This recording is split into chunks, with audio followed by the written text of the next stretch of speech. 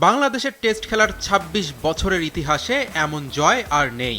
আর টাইগারদের ঐতিহাসিক জয়টা ক্রিকেট বোর্ডে বসেই দেখেছেন সভাপতি তামিম ইকবাল। টেস্ট চ্যাম্পিয়নশিপের ১ নম্বর দল অস্ট্রেলিয়াকে তাদের মাটিতেই হারানো নাজমুল শান্তদের বোনাসটা তাই বেশ প্রাপ্য। পাশাপাশি ম্যাচ শেষ হওয়ার সাথেই প্রধানমন্ত্রীর ফোন পাবেন এমনটা আশাও করেননি তামিম ইকবাল। উনি বেসিক্যালি টিমকে উইশ করেছেন, এটা আমার সাথে কথাটা অতটা গুরুত্ব ইম্পর্টেন্ট না। উনি টিমকে উইশ করেছেন, it's a historical win. So উনি ওনার জায়গা থেকে টিমকে উইশ করেছেন। যেভাবে করে ক্রিকেট খেলে বাংলাদেশ টিম জিতেছে, the credit absolutely 1000% goes to them.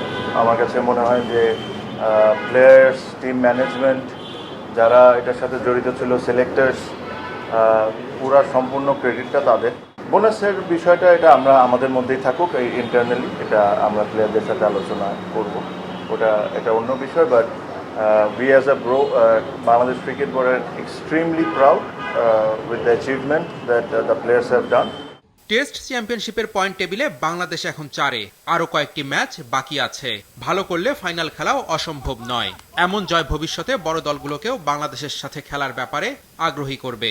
তবে ভারত সিরিজ নিয়ে এখনো আলোচনা চলছে বলছেন বোর্ড সভাপতি। বোর্ড টু বোর্ড যে কমিউনিকেশনসগুলো হয়, আমরা রেগুলারলি ওই কমিউনিকেশনসগুলো করছি। তো আশা করি কিছুদিনের মধ্যে আপনারা জানতে পারবেন। এমন একটা টেস্ট সিরিজ বাংলাদেশের কোনো টিভি চ্যানেলে দেখতে না পেরে হতাশ সাধারণ দর্শকরা। ভবিষ্যতে এসব বিষয়ে সতর্ক থাকবে বিসিবি। যেহেতু আমাদের বাংলাদেশের ক্রিকেটে অনেক ফলোয়ার্স, আমরা আশা করতেই পারি যে আমাদের দেশের চ্যানেলে দেখাক। Again I will mention them, they are partners. একজনের নাম না, অনেকেই আমাদের partner. And I have full respect towards them, and I hope যে সামনে এই জিনিসগুলো আরও সুন্দর হবে। ডারউইন টেস্টে জয়ের পর বাংলাদেশের লক্ষ্য এখন আরও বড়। সিরিজের বাকি ম্যাচটা জিততে পারলে অস্ট্রেলিয়ার মাটিতে নতুন ইতিহাসও লিখবে টাইগাররা।